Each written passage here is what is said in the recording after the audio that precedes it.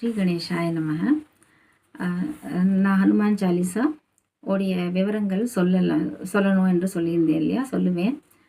So இதில் வந்து இன்றைக்கு நான் ஹனுமான் சாலிசாவுடைய முதல் ஸ்லோகத்துக்கான அர்த்தத்தை நாங்கள் சொல்கிறேன். ஃபஸ்ட்டு வந்து நான் படிக்கிறேன்.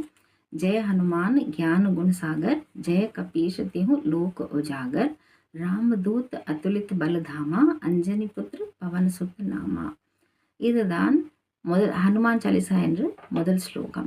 ஸோ இதுக்கான அர்த்தத்தை நம்ம புரிஞ்சுக்கிறோம். ஏன்னா எதுவுமே அர்த்தத்தை புரிஞ்சுக்கிட்டு நம்ம படித்தாக்க இன்னும் கொஞ்சம் நம்மளுக்கு பலன் கூடும். ஸோ ஜெய ஹனுமான்னா ஹனுமானுக்கு ஜெயம், ஹனுமானுக்கு ஜெய் அப்படின்னு சொல்லுவோம் நம்ம. கியான் குண சாகர், கியான்னா ஞானம்.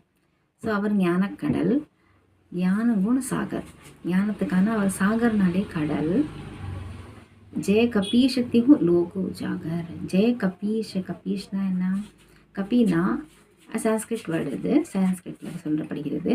அதாவது அவர் குரங்கு வடிவத்தில் தானே வந்தார், ராமருக்கு தூதமாக இருந்தார். அதுலேயே அவர் ஈசன். கபி அந்த குரங்குக்கெல்லாம் அவர் ஈசனா, அவர் முதல்வர் அவர். அதனால ஜெய கபீஷ் அப்படின்னு சொல்கிறோம். அவர் கபீஷுங்கிறதும் ஒரு பேர் இருக்குது.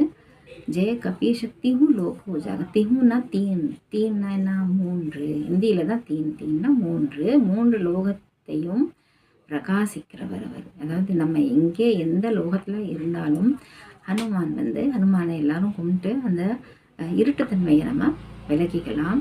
நம்ம அஞ்ஞானத்தை விலக்கி ஞானத்துக்கு வரலாம். ராமதூத் அத்துலித் பலதாமா. ராமதூத்னா அவர் ராமதூதர் இல்லையா, அவர் தானே ராமருக்கு தூதமாக போய் சீதைக்கு சூடாமணியை கொடுத்து அவர் உதவுனார். அதனால் இதை ராமதூதன். ஸோ அவர் ராமதூதனுங்கிறது ஒரு பேர் இருக்குது. அத்துலித் பலதாமா. அத்துலித்துனா என்ன? அவர் ஒப்பு இல்லாதவர். அத்துலித் பல்னா என்ன? பலம். ஸோ ஆற்றல் மிக்கிறவர் அவர் தான்.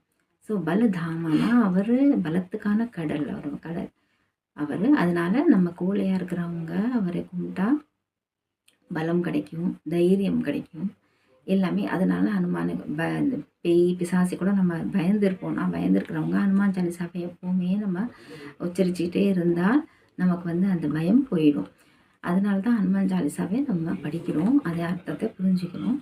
ஸோ ராமதூத் அத்துலித் பலதாமா, அஞ்சனி புத்திர பவன் சுத் நாமா. ஸோ இங்கே தான் நமக்கு முதல் ஸ்லோகம் ஹனுமான் சாலிசாவுடைய முதல் ஸ்லோகம் முடியுது.